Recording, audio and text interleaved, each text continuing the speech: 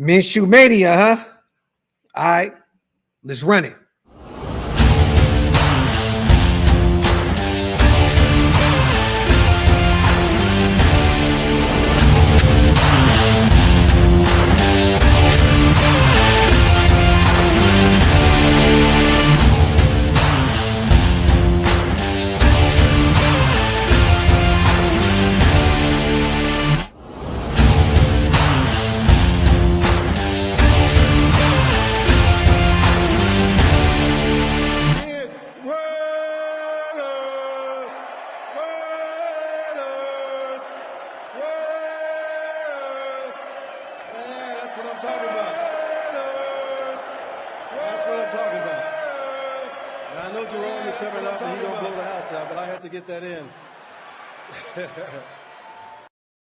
Michael Vick at BetUS.com. Catch an incredible 125% sign-up bonus on your first 3 deposits, plus 10% gambler's insurance.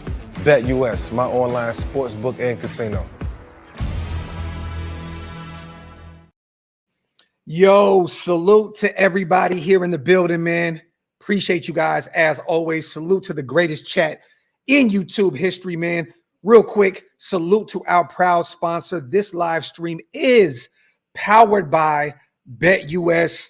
Make sure to go over to BetUS.com where you can get 125% bonus on your first 3 deposits up to $2,000 and the fastest payouts in the industry. The link will be in the description, you guys.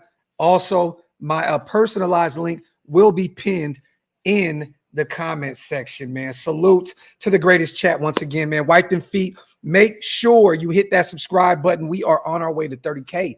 We cannot do that without you guys, man. So once again, salute to everybody here in the building. Green Dot Gang is growing every single day, man. Salute to my guy Isaac on becoming a member, man. If you want to become one, like my brother Isaac, Green Dot Gang, hit the link. It's pinned up top.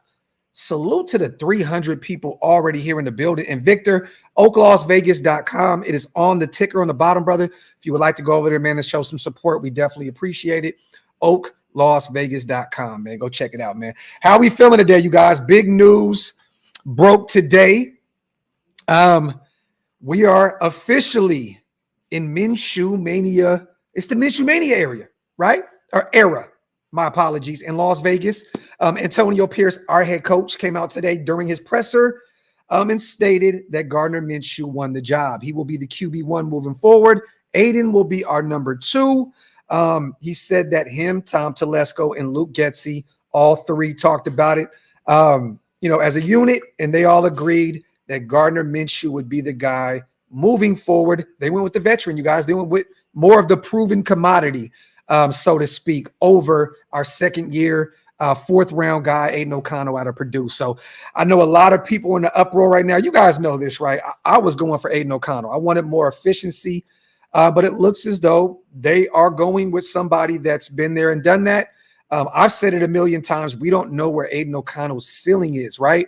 And I was intrigued by that. We kind of know what Gardner Minshew can do up to this point. We watched him at Jacksonville, Philadelphia, Indianapolis. Great teammate, vocal leader in the locker room. Didn't really have a great game yesterday with the ones by any means. But once again, Devontae was out. Brock Bowers was out. Colton Miller was out. So we have no idea what he is going to look like in this system once it's not vanilla and we have our stars out there. So it's going to be interesting to see what our guy Devontae Adams feels about this. And I know he's going to be asked about it his next presser. It sounded as though he was alluding to the fact that Aiden O'Connell was his guy. But we went with the gunslinger, man. And you guys, once again, just because people were rooting for Aiden O'Connell, the homegrown talent, to win this job does not mean that we do not want to see Gardner Minshew succeed. Let me say this once again, you guys. For those of you who are out there saying Hondo's wrong, Graphk was wrong, Wasted was wrong, this guy was wrong. Look, man, at the end of the day, we were just saying who we wanted to be out there calling the shots. And, Gardner Minshew is the guy. So here we are. I'm hoping that this guy has a career resurgence and he finds a way, man, to take us to the promised land. So, here we have it. breaking news today, you guys, Gardner Minshew will be our quarterback moving forward. He will be starting against the Los Angeles Chargers, Jim Harbaugh and company out there at SoFi Stadium come week 1. So we're going to talk about it. DeMokes, I see you. Real quick, man, salute to the Kevin Nash of Mount Shillmore, my dog, always coming through and blessing, gifting 5 OLV Raiders Network memberships. Salute to my guy, Spivey, man, always one of the greatest guys over here supporting Shillmore. Salute. If you guys missed out on that, man, make sure you hit the link up top if you would like to become Green Dot Gang as well. Salute to Spivey, my dog. Let me say this. I'm not going to make this show about Davante Adams. Oh, okay. Do I feel for the guy? Definitely do. You know, he went from playing with Aaron Rodgers his entire career out there in Green Bay. Got a little dosage of Jordan Love as well. Don't get it confused. But comes over to Las Vegas to play with his best friend Derek Carr. Has a big year with DC, but it didn't translate to wins, right? We move on from Derek Carr. Then you just see a land of misfits at the quarterback position. It's Jimmy G, it's Brian Hoyer, Aiden O'Connell, and now it is Gardner Minshew. So it's going to be very interesting to see how he feels about this. I kind of find it funny that he stated he did not want to play during the preseason. Antonio Pierce said, if you're healthy, you will be out there. And then Antonio Pierce alludes to Davante dealing with something very minor, that happened at camp. I called cap on that. I think that this was a situation where the veteran didn't want to go out there and potentially hurt himself. It's getting up there in age. We're going to rely heavily on him on the offensive side of the ball this year. But I feel like and I don't want to create any false narratives, you guys. That's not what I do. You guys know I love this team. I want to see us win. I want us to succeed this year.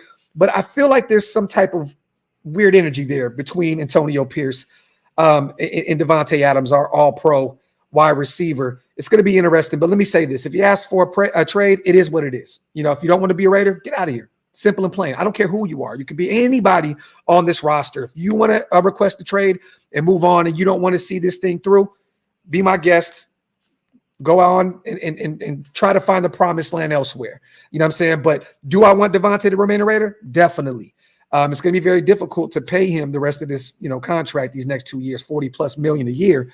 But if you ask for it, hey man, if there's something out there that is worth, a first-round pick or a player-for-player exchange, a lot of talk about the Jets, and I'm over that shit. But if you could find a way to get, Garrett Wilson in like a mid-round pick, maybe you entertain that. But I think Davante's here for the foreseeable future. But if he does request a trade, hey man, it is what it is. Salute to RS. What's up, Graphk? I don't care who the quarterback. I just want to win. And this is facts, my brother. Factory. That is where I am with this. Just go out there, stack up some wins, and let's get back in the win column, man, and get back to being the respected organization that we once was in the past. I agree with you, RS. Salute to you. Let me get these supers in real quick, you guys, before we get to the show. I'm missing out a few. Salute to my guy, DeMokes. I know he's hurt. Biggest AOC advocate, but if the shield is rolling with Minshew, so will I. Minshew MVP incoming. Raiders. I love it, DeMokes. I love it, man. Salute to my guy. Real fan right there. Salute to my guy. I know how big of a fan you are of AOC, man. So to see you rocking with Gardner Minshew like that, love. Salute to you on the $5 holla as well. And salute to GA, man. AOC MVP coming 2026. Salute to GA Patriots. Still holding out hope for Aiden O'Connell, man, our young guy out of Purdue. Let me see. Yeah, paper chase facts. Nobody is above the shield at all, man. At all. Raider AO says, I don't love that Tay has to learn from another quarter. Let me say this, man. He is one of the greatest wide receivers in this game, in the history of the game. I think he's going to be fine, whoever's calling the shots. I mean, look, he had over 1,000 yards last year, Raider AO, with Brian Hoyer throwing the football, Jimmy G throwing the football, who almost killed Davante on, multiple occasions, and then Aiden in year one just being thrown into the fire. So I think that Davante is going to be okay.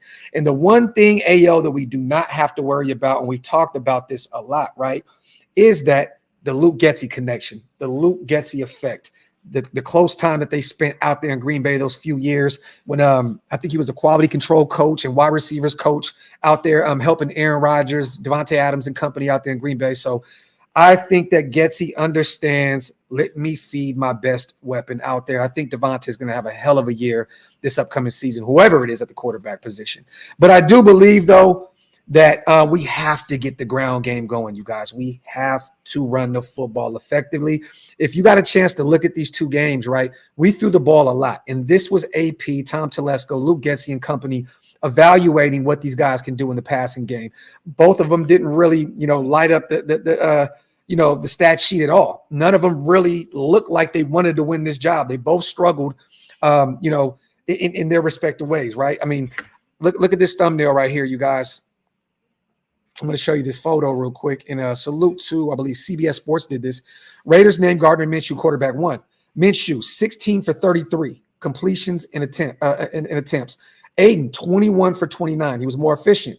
Passing yards, 212. Gardner Minshew, 179 for Aiden. So Gardner wins in that category. 6.4 passing yards per attempt. That is Gardner Minshew, 5.9 for Aiden O'Connell. So he really did not, it was a lot of shorter passes with Aiden. He only averaged 5.9. So Gardner won in that category. TDs and picks. Gardner won once again. 1 touchdown, 0 picks. Aiden 1 touchdown, 1 pick. And then a passer rating, Aiden got him with 84.3 compared to 79.4. So, I mean, both these guys did not go out there and look like they wanted to win the job. But it is what it is, man. Hey, we're going with the veteran here. But I want to say this. I see a lot of people blaming the pick 6, right? Did that help Aiden O'Connell's cause? No, not at all. I think that AP was hyping up Aiden a lot this offseason because he wanted this young kid to go out there and win this job. The history that they have from last season together, he wanted him to win this job. He made it seem as though this was Aiden's job to lose. And, he didn't do enough. But that pick 6, to me, was not what made the decision for Tom Telesco and company. I mean, if you look at Gardner Minshew, I believe it was in the first quarter, you guys, Gardner almost threw a pick 6. He threw it right into the defender's hands. The Cowboy, I think it was a corner or a linebacker, don't quote me on it, but he dropped a clear-cut pick 6. And Antonio Pierce is smart enough to watch the tape, watch the film, and he's seen that in live and living color. That would have been an easy pick 6 if it wasn't for the defender dropping the football. In Aiden's case, gave it right to the Cowboys, pick 6, took it to the crib, ended up being 7 points. But let's not act as though this decision was determined by just that one situation, because once again, Gardner, he gave one away and the defender dropped the football. He would have took that clear cut to the crib. It was nothing but landscape in front of that man, nothing but land and opportunity in front of that defender. So, at the end of the day, and put those sunset emojis up in the chat, I don't think that this was based off of just what they seen yesterday. They said this, right? This is the case, you guys. Veteran, young, second-year guy, both didn't stand out. Either one of them didn't grab the bull by the horns and take the job. So we're going to go with the safer bet. Gardner Minshew, a guy that's been around, Pro Bowl quarterback, that's got it done to a certain degree at the NFL level. So that's where I am with this. I just think that they said neither one of these guys went out there. They were expecting Aiden to go out there and take this job. He didn't. Gardner Minshew made more splash plays, threw the football down the field a little bit better. The connection with him and Trey Tucker, yesterday, phenomenal ball thrown by Gardner Minshew, even better catch by Trey Tucker. I just think that they went with the so-called safer bet with Gardner Minshew. So I'm hoping that Gardner plays. He's the starter all year long. At this point, I do not want to see Aiden O'Connell because that means that we are losing football games.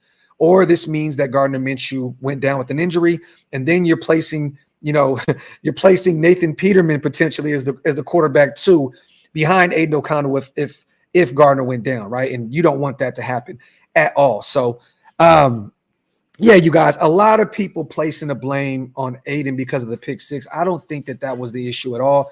Gardner's going to throw his share of picks this upcoming season. It happens. He's a gunslinger. He's going to use his legs and operate outside of the pocket and try and make plays downfield. It happens. But I am hoping that Gardner Minshew is the quarterback all 17 games this upcoming season, because that means that we are on to something. We are finding stability at the quarterback position. And man, so here we go. The veteran will be calling the shots this upcoming season, man. And I can't even say that he deserved it. Because neither one of these guys went out there and moved the needle. I was hoping today I can say that guy went out there and earned it. Neither one of these guys did. So here we are. But with all of our weapons out there, Devontae, returning week 1, Brock Bowers, Colton Miller, the O-line is going to look a little different. It's not going to be vanilla. We're going to run a lot of 12 personnel. I'm assuming that we're going to run the football a lot. Zeus only had 4 carries yesterday, you guys. They threw the football so much because they were trying to get a glance of what these guys can do in the passing game.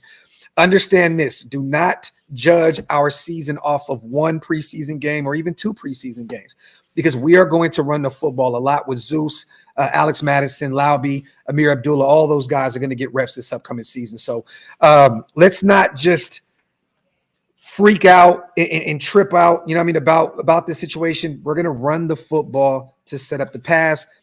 That 12 personnel is going to be real. Michael Mayer and Brock Bowers are going to be out there. And I think there's going to be a lot of short intermediate passes that is going to give Gardner Minshew an opportunity to eliminate those potential turnovers. And he'll take his shots. I mean, Gardner Minshew is going to take his shots.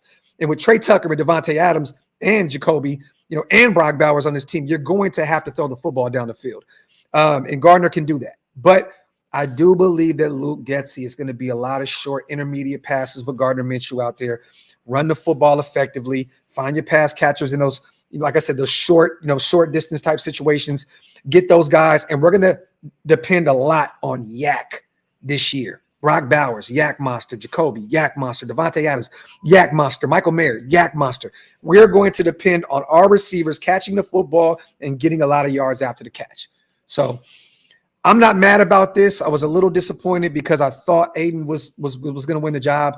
But once again, it is what it is. Salute to Can't Get Right, gifting 10 OLV Raiders Network memberships. Salute to my guy, man. I appreciate you, Can't Get Right, my dog. Salute to all the new Green Dot Gang members in the building as well. And salute to the 1,000 people watching, whether on YouTube, on Twitter. All I ask is you just get them thumbs up, man, wipe them feet, and hit that subscribe button. Let me see. Salute to Can't Get Right, my dog, always supporting us over here. And I got a few supers that I missed, you guys. My apologies. Salute to all my people here in the building as well. I see Hug D's. I see a few of the Mob Fathers in the building.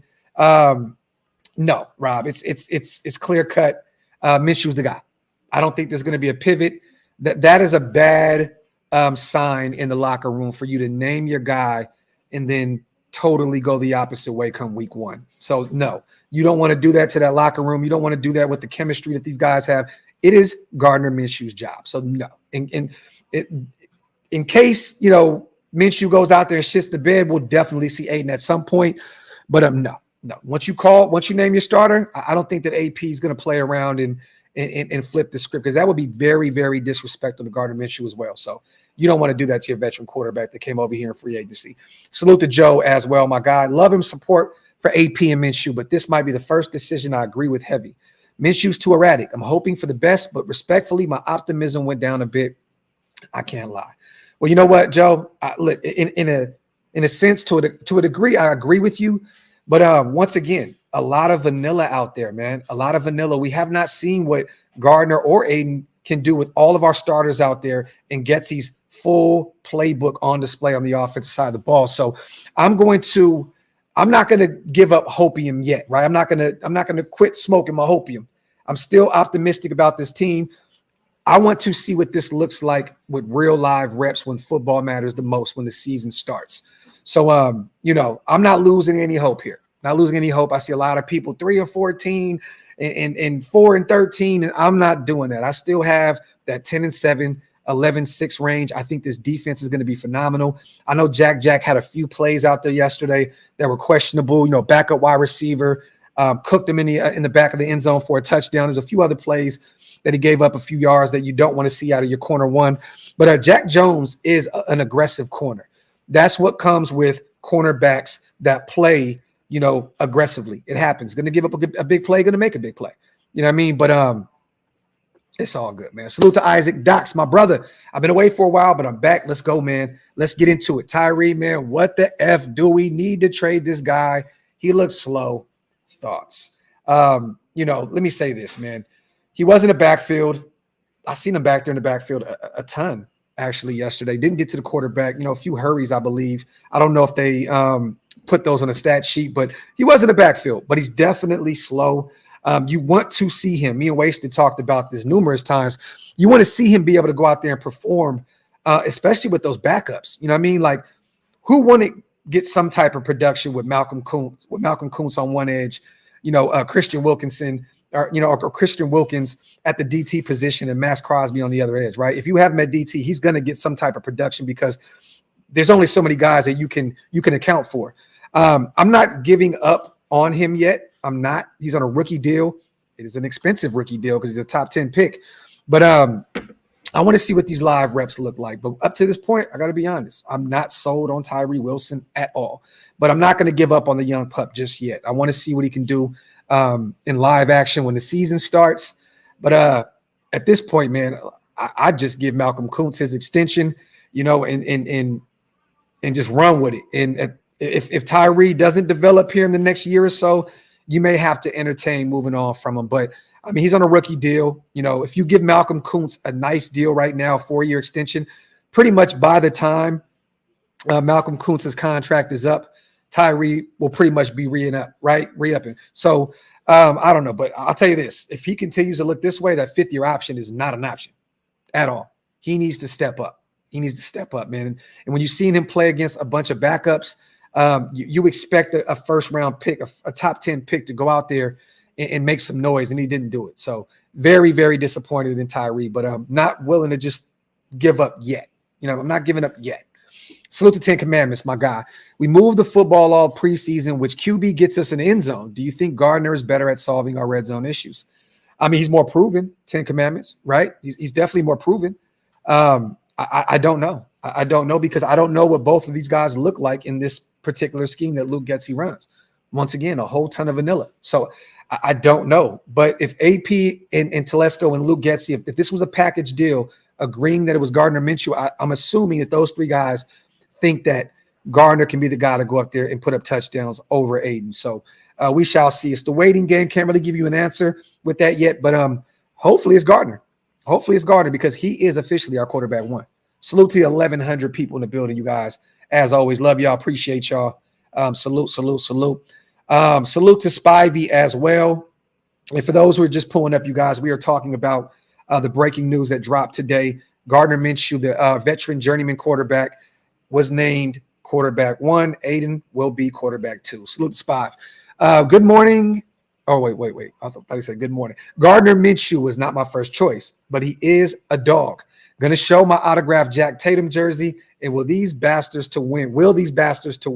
Salute to my guy Spivey, man. Salute. And I don't think a lot of people were looking at Gardner Minshew. Well, let me say this. It was kind of a 50-50 bag. I don't want to act as though people were not out there screaming for Gardner Minshew to win the job.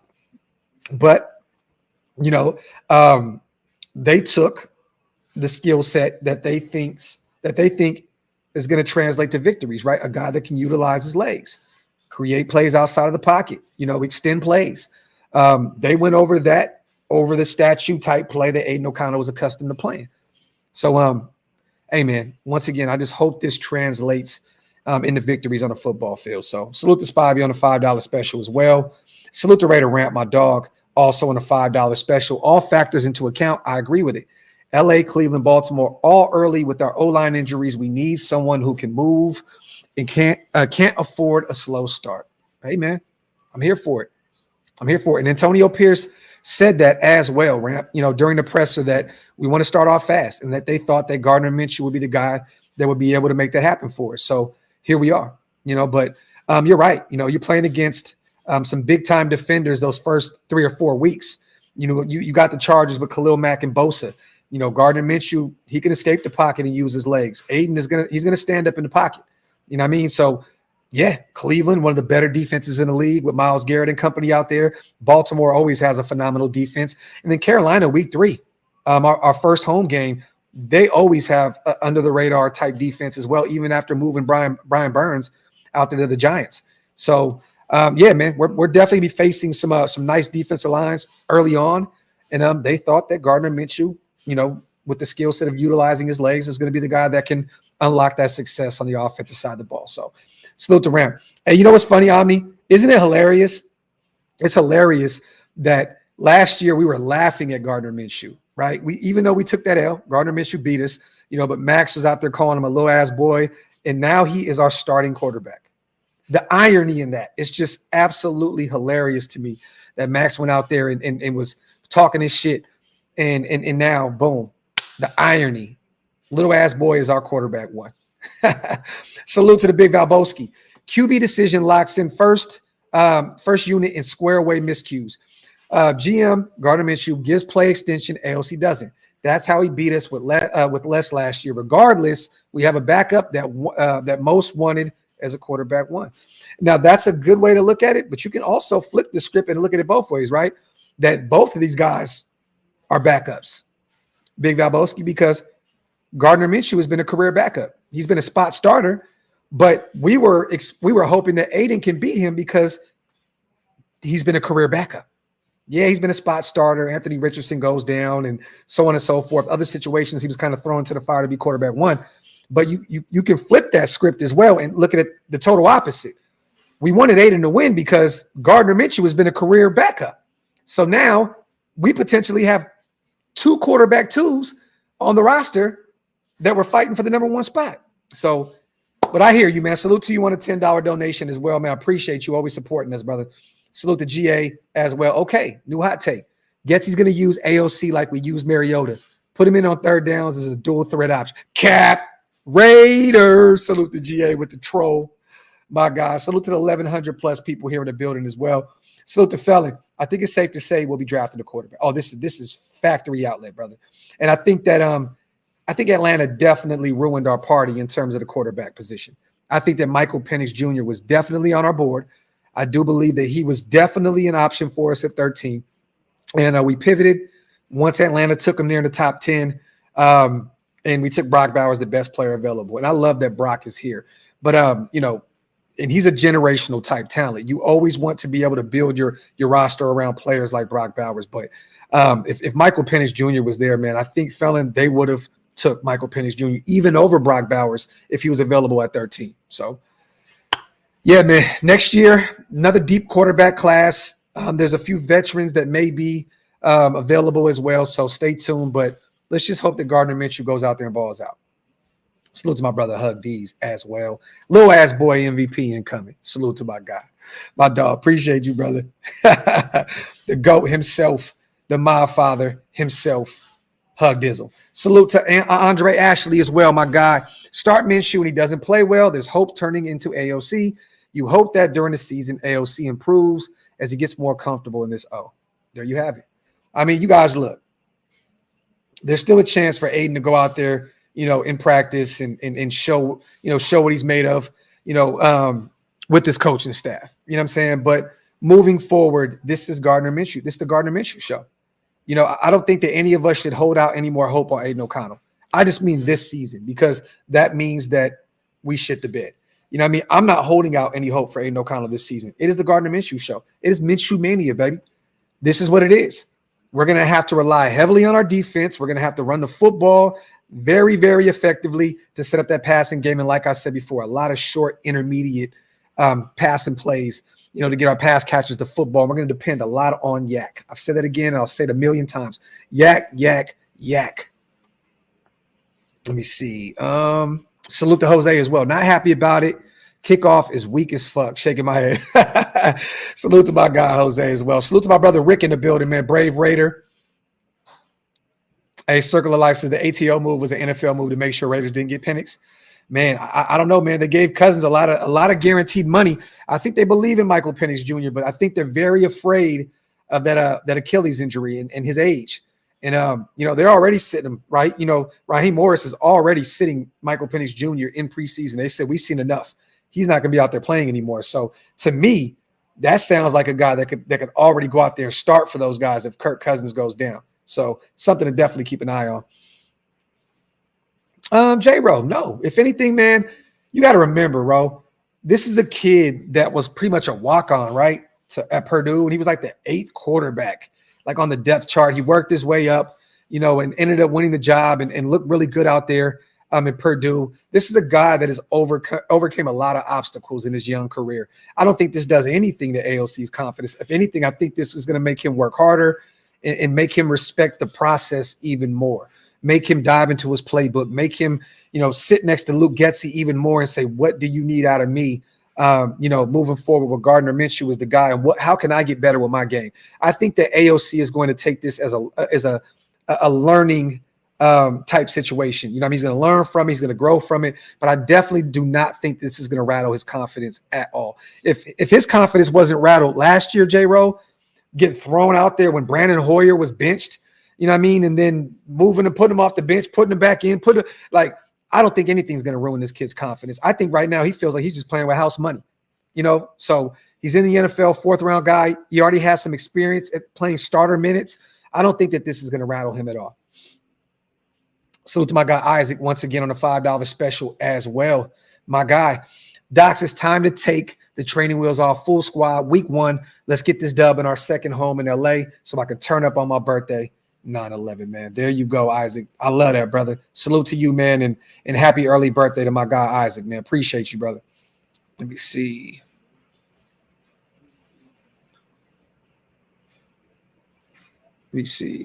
Frank says, professional football, and Aiden has to be a pro and be ready if needed. Like you said, Graphk, Minshew all the way is what it needs to be. This is facts.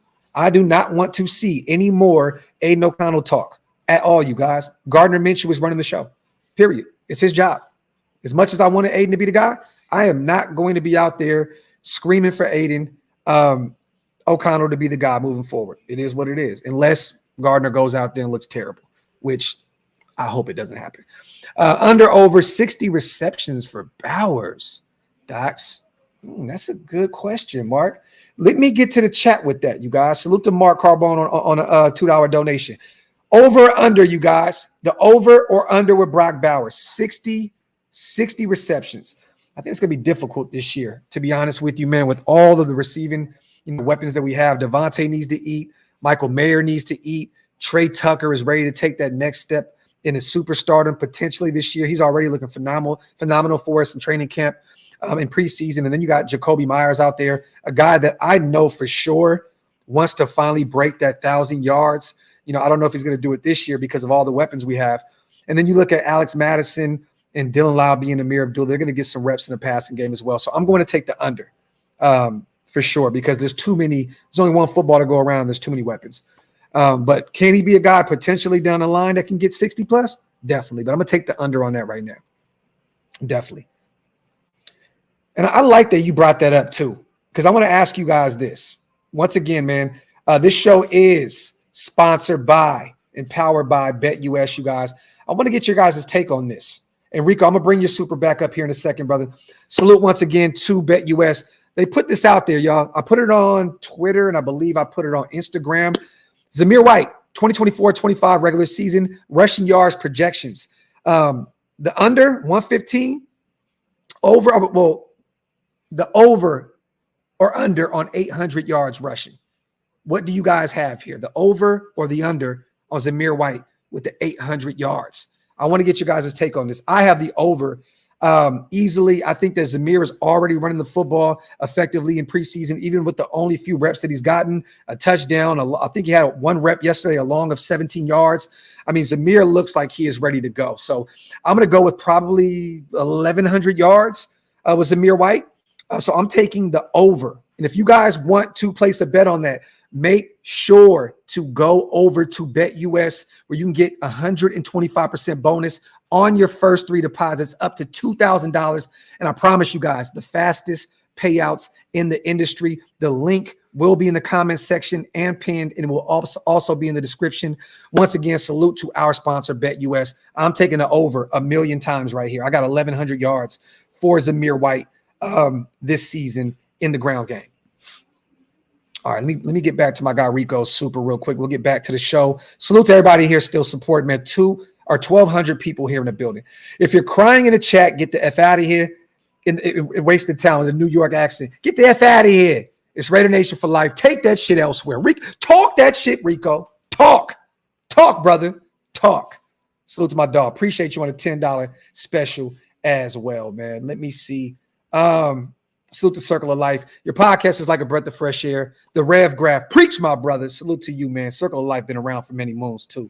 Appreciate you on the kind words. Salute to one of the mob fathers himself, my dog, Graham Cam. At first, I thought it was going to stunt his growth, but the way you explained it makes more sense, especially assuming Minshew has a short leash. There you have it. There you have it. There you have it, man. Look, they believe in Aiden O'Connell. They just thought that he was going to go out there and take, like I said before, the bull by the horns and go out there and win this job, clearly. And he didn't do it. He didn't do enough to do it. So, at the end of the day, I do believe that Minshew has a shorter leash, and they're still holding out hope that Aiden can be potentially the guy down the road. But, yeah, man, look, Aiden's going to be okay. Aiden's going to be okay. This year, he finally gets an opportunity, right, to really sit and learn and not be thrown into the fire the way he was last year in that broken offense that Josh McDaniel was putting out there on the football field. Then Bo Hardegree had to, kind of put his own mix on it. You know what I mean? So I think Aiden's going to be okay. But once again, Gardner Minshew mania all day, every day moving forward, man. Salute to my guy, Ronald. Season's lost already. Weak-ass offense and defense, good against our weak offense. Trey Lance looked great last night, and he's a third stringer. Come on, man. Come on, Ronald. I mean, personally, I don't think that Rush is going to start over Trey Lance. I think that at some point, Trey Lance will be the second guy on the depth chart. But, I mean, come on, man. Vanilla. Ronald, vanilla ice cream, man. Vanilla.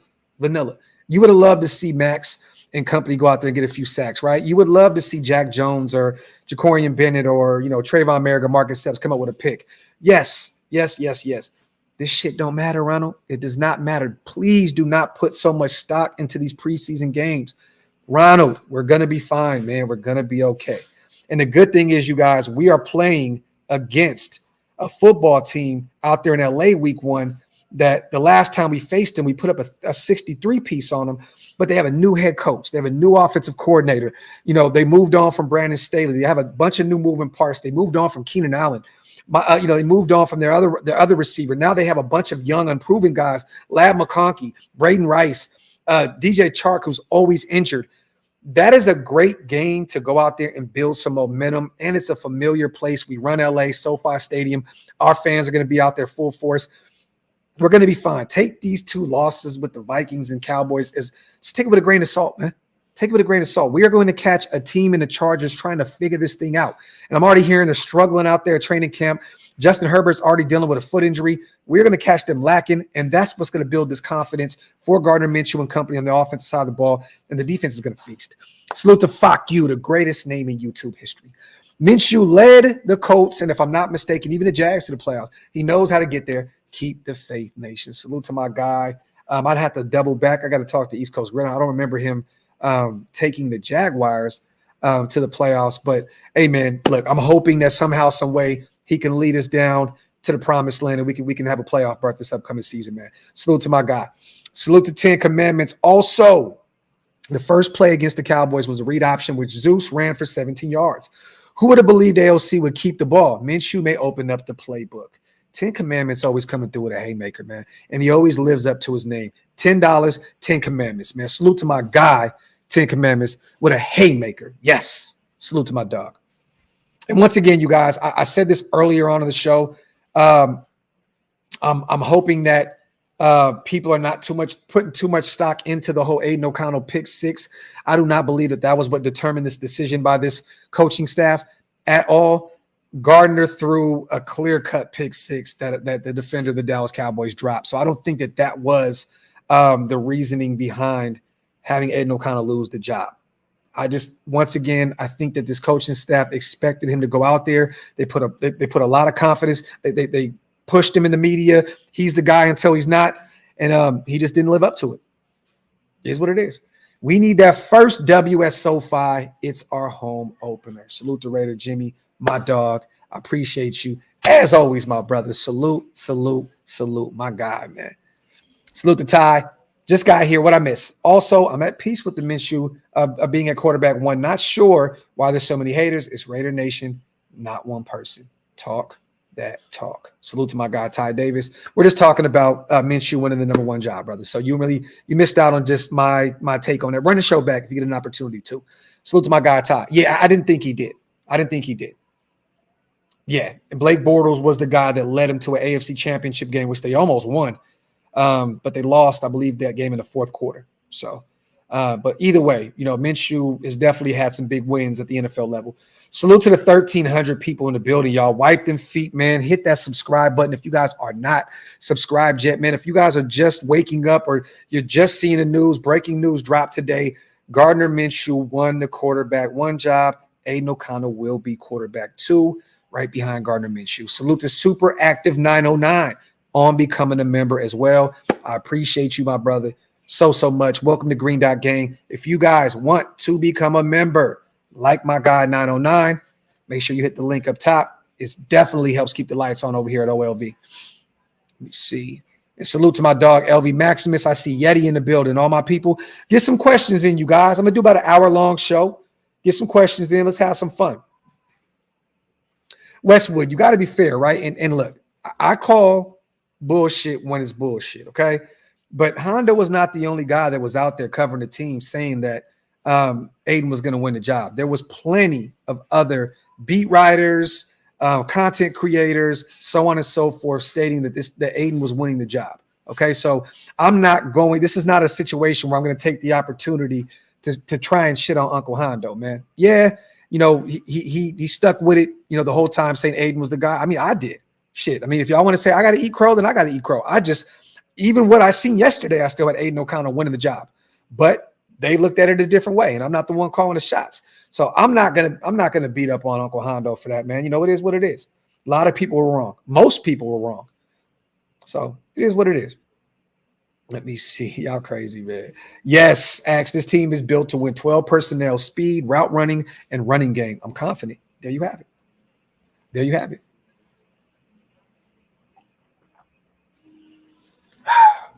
And once again, you guys, we've talked a lot about Stephon Gilmore. If you guys did not see what happened today, he signed a 1-year, $10 million deal with the Minnesota Vikings. So Stephon Gilmore is officially off the market. He will be a Minnesota Viking.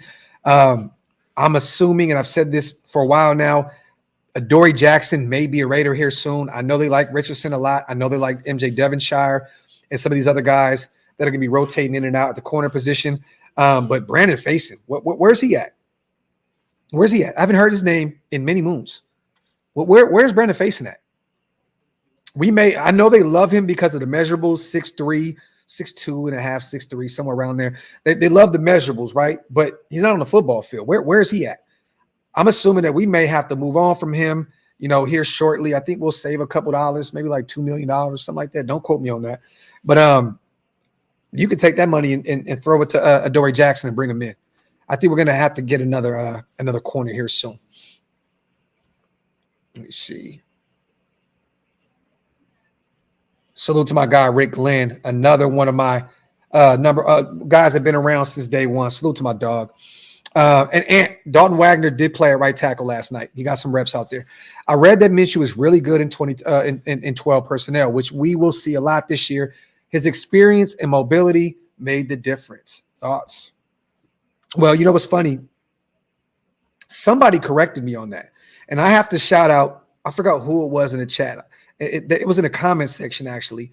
I stated on one of the shows, I guess I wasn't familiar with Gardner's game the way I thought he was. But I said that, 12 personnel wasn't a strong suit. Well, apparently he's ran a lot of 12 personnel. So if he's very familiar with the system, Rick Glenn, that is probably the reason why Luke Getsy and company are comfortable with having the young journeyman, young veteran go out there and call the shots. So maybe that's another situation where Luke Getsy is just a lot more comfortable because the guy knows, that 12 personnel really, really well. So I have to do a little bit more homework on that. But I did state on one of these shows, and I have to say, you guys, I was totally wrong. Someone definitely cleaned my clock up in the comment section and said that he's very familiar with 12 personnel. So that may be another reason why.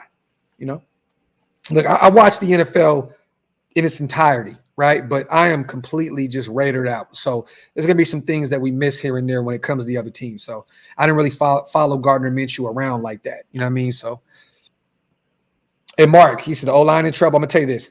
A lot of this season is definitely going to rely on this O-line being healthy and holding up. Definitely. And that may be another piece of the puzzle of why Gardner Minshew was the guy, because of, our O-line being beat up. JPJ dealing with the injury, dealing with the concussion. Colton Miller coming back from that shoulder injury. We're hearing that he'll be ready for week 1, but who's to say what if he does miss that game? Maybe they do want a guy that can utilize his legs a little bit more and not just stand up on some statue shit in the pocket. So that may play a role. But the O-line, man, we definitely – these guys got to be on 10 this upcoming season, man. They do. And, those backups look pretty bad late in these last 2 games in preseason. They didn't look too good. You know what I mean? Even Mumford, man, I got to go back and look at the tape, but I was watching the game live, and I didn't think that he looked good at left tackle yesterday, a position that he's very comfortable with. So that's kind of concerning, thinking that if Colton's not ready to go and say Mumford has to play left tackle because Andres Pete can't at all, you put Mumford over there. If he struggles, we may be in big trouble. Then you're depending on potentially your young 3rd round Maryland guy in DJ Glaze, who's been performing really well for us at right tackle. So definitely something to monitor moving forward, Mark, with the O-line, man. Salute to my guy JT, as always, the comedic relief. My dog, I haven't seen you in a minute, my brother. How you been, my dog? Do you think the quarterback decision has anything to do with our O-line being a little sketch? I just talked about that. Maybe not confident protection. That can definitely play a role in this, JT. I think there's a lot of moving parts to this. But there's a lot more to it. I think they just went with the more proven commodity. But also it could be that O-line. And I do believe, once again, yes, him being able to move around, escape the pocket, make plays outside of the pocket, extend plays with his legs, definitely factors in. Salute to my guy, JT. It's always good to see you. So East Coast, I need to pick your brain about that, man, because I felt like I got cooked a little bit in the comments section. He said, I wouldn't say he ran 12 personnel a lot. How many reps? I mean, like, when did you see him get his most, action? You know what, East Coast, if you're free, man, let me know. I'm gonna bring you on the show. East Coast, if you're free, I want to send you the link. I know you're a big Gardner Minshew guy, and I definitely want to talk to you about this. Salute to Mark, man. I miss East Coast, man. We stopped doing our film breakdowns. I got to find some way to get my guy on the show as much as possible. So East Coast, if you're free, Jacksonville Jaguar fan, but definitely knows a lot about Gardner Minshew's career. Pull up, brother. You think Jenkins just playing himself into shape? We need him to show up big in the run game. I mean, the whole D-line, Mark, as a whole, hasn't really been playing, up to that gold standard that we expect them to. John's going to be okay. Veteran, had a big year for us last year. He'll be fine. And then that's the Jade. These past few weeks, not really too much yesterday. Against Minnesota, he looked pretty good. So I think they want to see what some of these young guys can do, because this is potentially Jenkins' last year in the NFL. He's definitely getting up there in age. A few years ago, he was thinking about retiring. So, yeah, man, look. And he missed a little bit of football as well, Mark. Remember, he had to get his wisdom teeth pulled. He missed a little, I believe, of OTAs and training camp. So, but definitely. Salute to Mark on a $5 special. Super active, my guy, once again. And that's what he said East Coast was with the Colts. Salute to everybody here in the building. Let me catch up real quick to the chat. I like that, Brave. He said, not drafted a quarterback next year. We're going to be at 32. Talk that shit. Salute to M Raider too, my brother Marco. Hey, M Raider, my dog. Hey, I appreciate you for doing that. You know what I'm talking about as well, man. I appreciate you. I know a lot of people do a lot of stuff, on the internet for reaction, right? And a lot of people just do this for clicks. Marco's been a guy that's been on this channel for many years. He used to pull up on the show a lot back in the day. And he did me a solid, man, in terms of, salute to our guy, Trey Taylor, but I want to say salute to you, Marco, for holding it down, brother. All right, let me get my guy on. East Coast, gritted. We'll be on the show here soon. Hold on, y'all. Let me invite guests. Yo, East Coast, check your IG, brother. Check your IG. We send it over to our resident Jacksonville Jaguar fan that knows a lot about Gardner Minshew. I thought it was strange that the decision was between coach, GM, and OC, according to AP. Usually the coach chooses his guy. Well, I mean, super active. Antonio Pierce is a defensive-minded guy. He's going to lean on the Joe Philbins of the world, the James Craigs of the world that have been in this league for a long time, that are very knowledgeable on the offensive side of the ball. And Getsy as well, a guy that's been in this league for a long time, whether he was a quality coach, wide receiver coach, offensive coordinator, it doesn't matter. He's going to lean on those guys. I definitely believe that that Luke Getsy probably told AP, like, look, man, I personally would rather have Gardner Minshew running the show. So I think that's what it boiled down to. I think that Tom Telesco definitely had a hand in it. AP definitely did. But I definitely believe that they probably both pulled Getsy into the office and said, what do you want to do? And I think Getsy said, I'm more comfortable with the veteran Gardner Minshew calling the shots. That's what I think. I could be totally off, but that's what I believe. I think that Getsy had a lot to do with this decision. Let me see.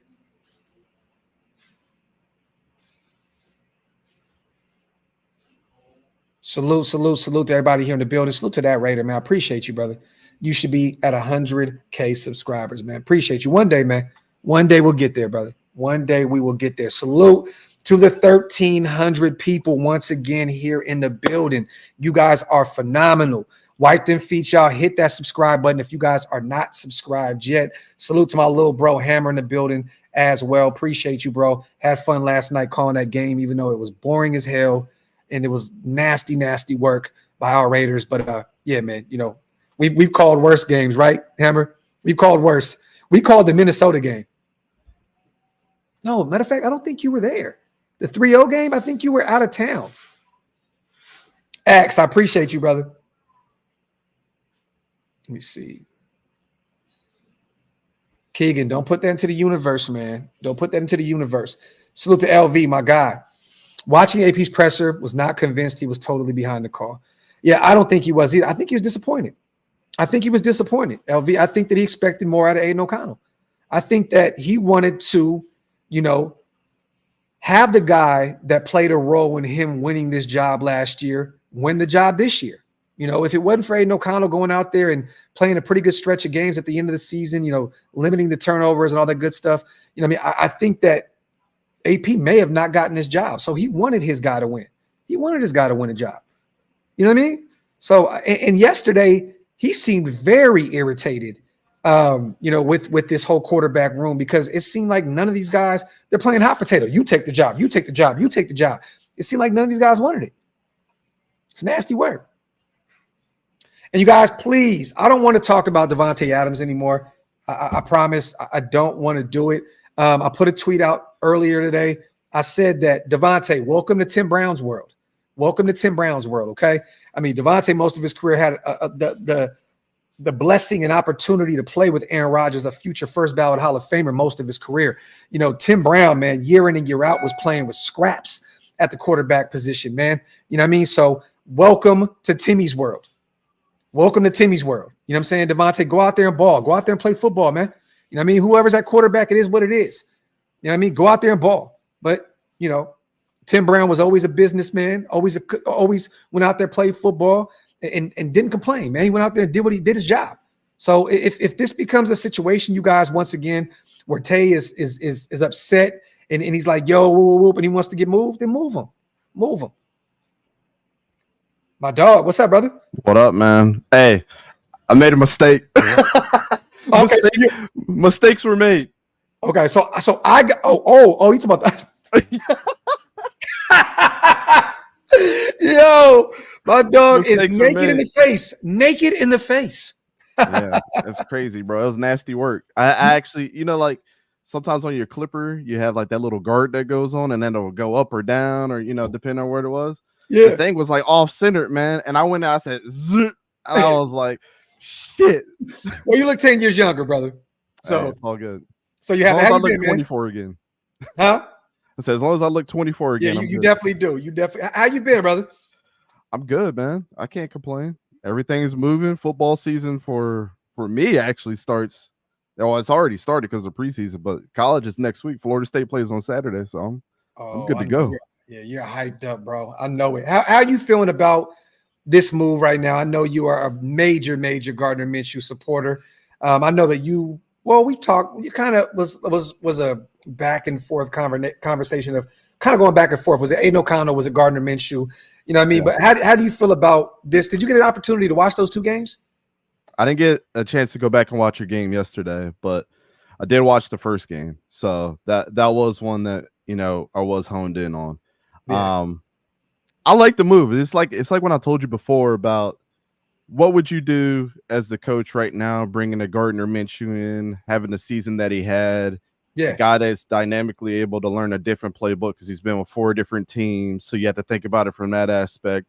And by all accounts, if he probably would have started the first couple games, he would have been, looking at maybe a 4,000-yard season or something like that. But, in all accounts, he doing what he's done in the league so far. I think that he's been getting gypped. That's just me not being, I'm not biased at all. I'll tell you when my team sucks, but I just don't think he's ever got his time to shine. Now, this is like, to me, it's one of those things where it's like, if you don't come in here and give the Raiders success, now that you got the reins and you have the actual team around you, then this is pretty much your last chance to ever be a starter, I think. I mean, I think all of us can agree with this. Like, you got a guy that's breathing down your neck. Now, see, that's the problem that we have in Raider Nation, though, right? And I don't want to cut you off, brother, but last year it was Jimmy G's last opportunity to show that he still belongs in this league. He shits the bed. It looks like he's about to get cut from the Los Angeles Rams, and now we're talking about Gardner Minshew potentially being his last. I mean, what can be the difference between those 2 situations? Like, what do you think he looks like in that heavy 12 personnel offense?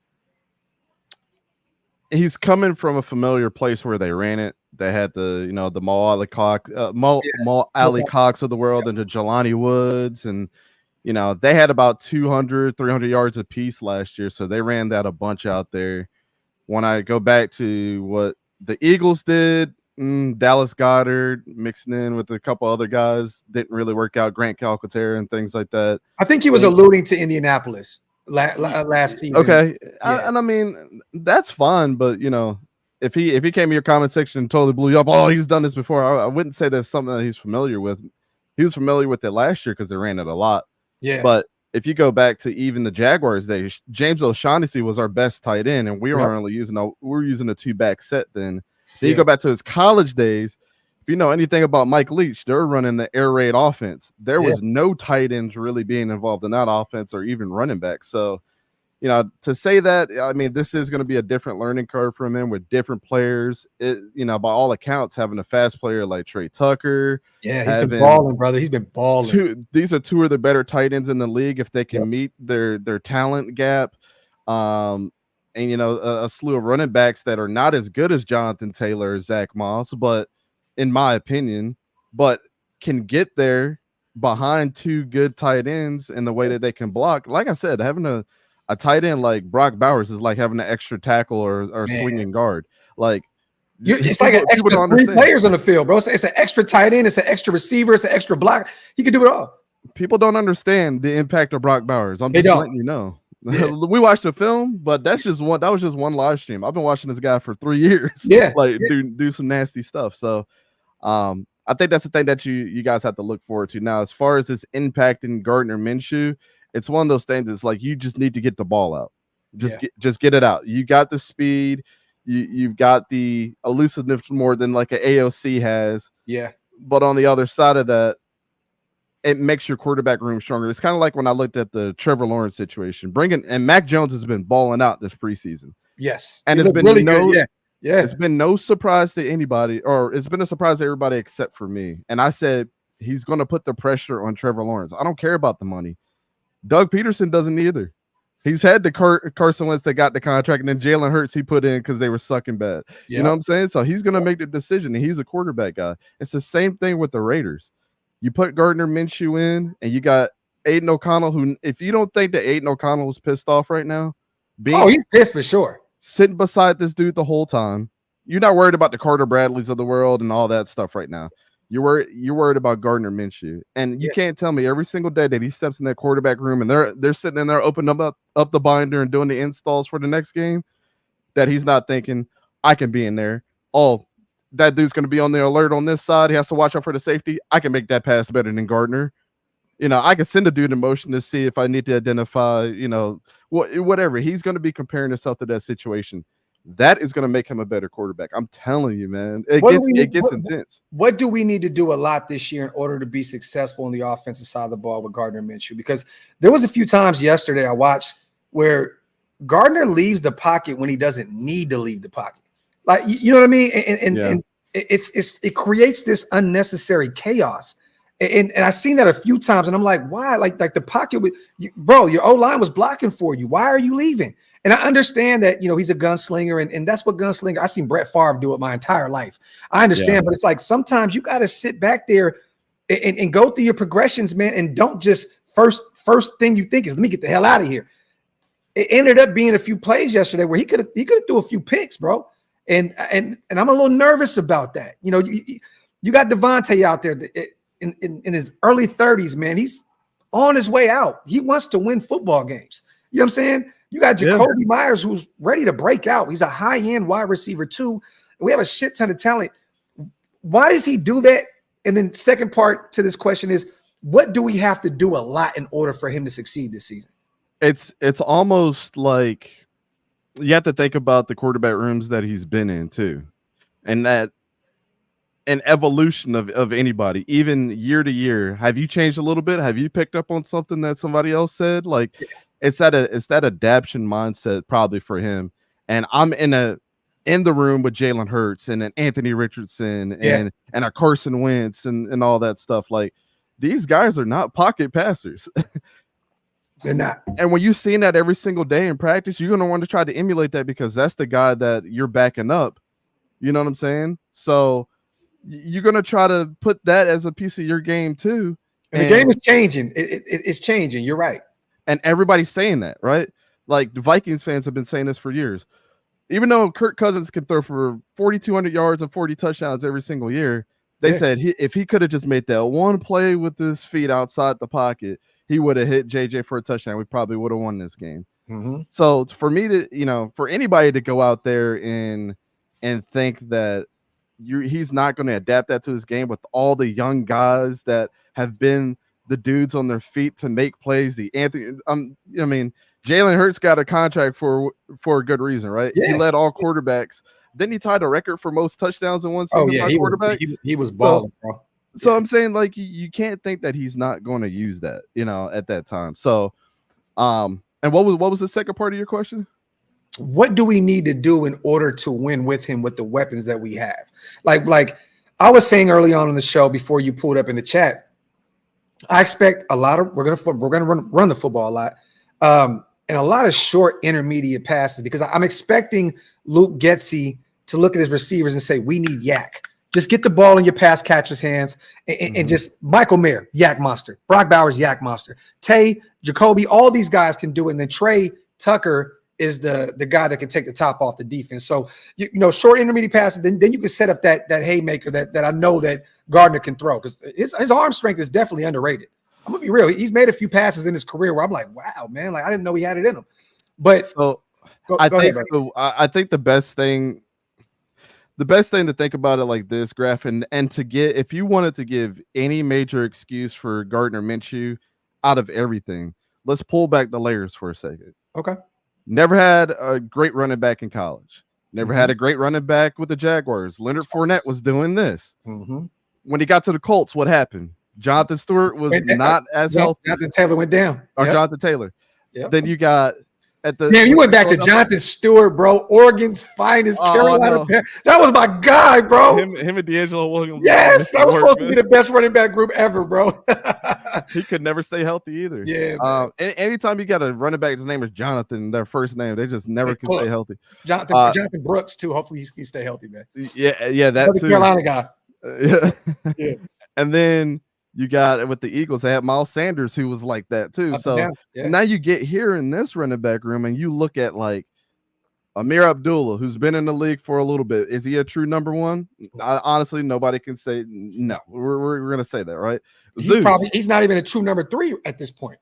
Yep. Zeus, can he step up to the plate and be the monster that, obviously he's been putting the pictures out of him in the weight room. Can he be that guy? Then you get Alexander Mattison, who I don't think is that great of a. We've never been that high. We've talked about him multiple times. Yeah, I think he's like a number 3 on your team. He gives you depth. And then you got Sincere McCormick, who I like Sincere McCormick. I always have. Me and you agree with that. Yes. Like if you didn't watch him play, then you just don't know who he is. Yeah. And then Dylan Lowby, out there who has not been getting the reps from what I've seen yesterday. I think he got like 3 carries for like 6 yards or something. They've been putting him in bad positions, man. Dylan has not gotten a chance to just explode yet at all. Yeah. So let's be honest with ourselves. Has he really had, outside of Jonathan Taylor, who got hurt and was in and out of games, who has been the best weapon for him to use in the running game? Without a good running game, it's going to be hard for him to feel confident in throwing a pass because those DBs are going to be honed in knowing that. So these guys have to help him out this year. He's never had, I'm just being fair to him. Like I've never seen him have a great running back that helps him in the passing game. And it's going to trickle over to Aiden too. Let's just say after week 2, Gardner Minshew ends up having 3 or 4 interceptions that were terrible. And Antonio Pierce is coming up there and saying, week 3, our quarterback is AOC. Everybody's going to jump for joy in the comments and everything because he has the potential. But if that running game is not fixed or they haven't figured out their guy there, I'm afraid that it's going to be almost the same situation because how are you supposed to open up your pass game without that? Trey Tucker can run for 1,000 miles per hour, but you know what comes with running really fast? Your oxygen tank is at 0 by halftime. Yeah. So like, let's think about it like that too. So that's just me being fair. So the ground game, we got to rely. We have to have our ground game going in order for Gardner to cook. It has to be dynamic. It really does. The 12 personnel thing would definitely help because it gives you a second layer to your receiving core that you have to worry about. But then again, I don't see in any reality that Brock Bowers this year is not blocking more than he's being a dynamic weapon in his first year. You have to rely on that because obviously your offensive line, from what I see from Andres Peter's first game, that dude is doo-doo berries. Like he's not good. He's a guard, bro. Like they got him at tackle and he's out there getting absolutely destroyed, bro. Yeah. And this guy's I thought he was a 3-time Pro Bowler with the New Orleans Saints. At one point, he was a guy that was on top of the world. And yeah, man, he's definitely not a tackle by trade. He looked bad in New Orleans last year playing left tackle. He was getting worked, man. So yeah, that's it, man. That is it for me. I mean, you definitely have to have a running game for him to be successful, and even AOC at this point. But what AOC will do is he'll take a chance on throwing that outside throw outside the numbers. Gardner Minshew, like you said, is a gunslinger, but I want him to worry about more of the middle of the field than over the top. And that's what I think Luke Getsy's that's going to be the focal point. Like I was saying, the short, intermediate. I mean, bro, you got Brock and Michael Mayer. You should be able to chew up the middle of the field. We've seen it. We seen it in the very first drive last week. Yeah. Brock Bowers got utilized, and it was not a good time for the Vikings. Like they didn't know what to do. Hey, brother, they lined him up at the X, and he cooked. I'm like, Brock is just different, bro. I'm trying to tell people, man. I try to tell people. I'm letting y'all know the warning signs right now. Y'all are gonna come out loving that kid for years. Well, so where would you?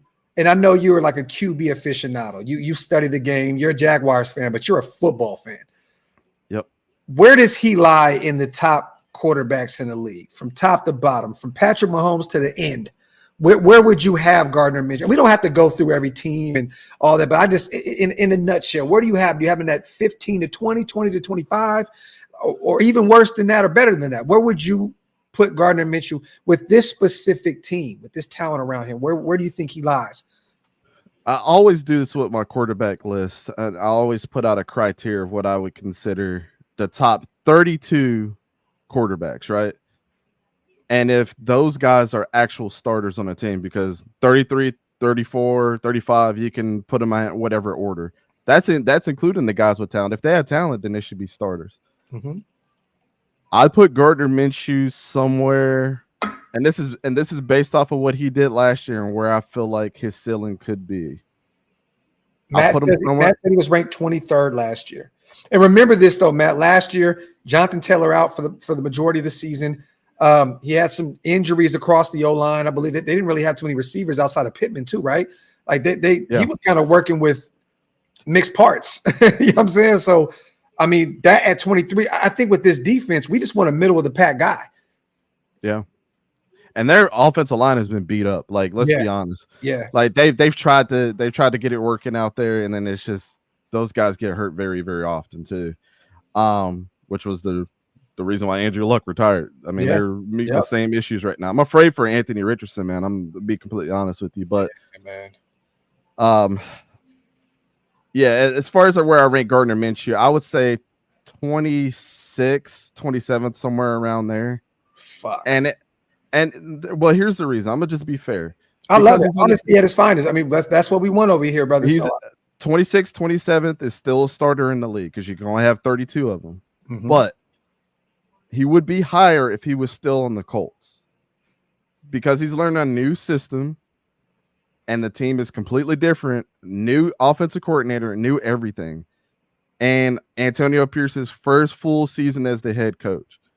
I know what Shane Steichen is about. He was an OC for the Eagles. They went to the Super Bowl. His offense was rolling. He got Jalen Hurts doing his thing. And then once they got to the Super Bowl, he went to the Colts. And that still continued on that offense. I don't know how well Luke Getsy and Antonio Pierce together are going to deal with those deficiencies that are going to happen throughout the season. Because there's going to be injuries. I'm not wishing any. I'll never do to wish injuries, but it's just part of the game, right? So if you guys get something, let's just say Trey Tucker goes out there, tweaks his ankle, he's out for 2 weeks or something like that. How did they adjust to that? And how did they adjust for Aiden O'Connell or Gardner Minshew to adjust to that situation? Who steps up in that place? Who gives them speed on the offense? Because that's going to be a deficiency. You can't rely on speed on offense anymore. So what's your next thing? So I would say 26, 27 is where I would put Gardner Minshew right now. He would be higher. I think he'd be like maybe 21, 22 if he was still on the Colts. But so you have him in that Sam Darnold area. Yeah. And because of his age too, because Sam Darnold is, I believe Sam Darnold was a little younger, but but Sam Darnold also, the last couple times that he started, he's looked pretty good too. Yeah. He's been put in some bad situations, Dante. Let's just keep it a buck. The Jets was just definitely. You can't, we can all look at that and be like, yeah, you said some stupid stuff. You did some stupid stuff. But the last 4 or 5 games that he played with the Panthers, y'all can't tell me that dude didn't look like a starter. Oh, yeah. He was really good. Salute to Elite. I love this. The West Coast offense is a timing and rhythm passing attack. Gardner has to hit those crossing routes. Salute to Elite. And that's kind of what Dante was alluding to a second ago, was taking advantage of the middle of the field. Well, and then also West Coast, because that's my bread and butter. West Coast offense playbooks. That's what I'm about. Jets, double trios, bunch trips, gun, pistol formations. Like, I love that type of stuff. But the thing about the West Coast offense, not only is it a timing thing, and it's only timing if things are successful, because you got to be able to slow down. The timing only happens between the 10 to 15 yards is where you're supposed to be attacking most of the game. Gardner Minshew likes to go 20, 25, 30 yards downfield. And we saw it. We saw the pass to the Trey Tucker the other day. It was great. But can Gardner Minshew being able – the thing about – I used to tell my players when we used to coach this. The thing about the West Coast offense is a death by 1,000 cuts for the defense. It can't be a one thing where you're, little 15-yard, 10-yard, first down, and then you try to attack them with 50 yards over the top. No, it's got to be like that in succession the full time, or unless Trey Tucker just beats a guy off the line and he's definitely open and nobody's going to blame you for throwing the open pass. But it's a death by 1,000 cuts of the West Coast offense. It definitely is. And if that's what you guys are going to be running, then Gardner Minshew is going to have to be comfortable and having long series on offense. Yeah, it can't be let's go score quick and then get our defense back on the field. Because you know what? And I've said this before. I know you guys were talking about Tyree. Yeah, I still say give him a chance, but my evaluation of him has been right so far. Do you think Tyree Wilson is going to be able to come back out on the field after the offense goes out for 2 minutes and then they score and then he's able to come back out? He's not going to be effective. Hell no. And Kuntz can definitely do it. Max can definitely do it. But yeah, Tyree would not be. He's not going to, so it also helps your defense in that aspect. But you got to be athletic on offense too. And I think you guys got the well-conditioned guys to do it. They've showed that they can be out there for a very, very long time and score.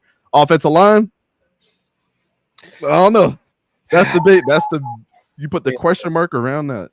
Colton's supposed to be coming back. We don't know what's really there. At left tackle, he's like we've been hearing, rumblings of him potentially returning this week, next week. So hopefully he's available week 1.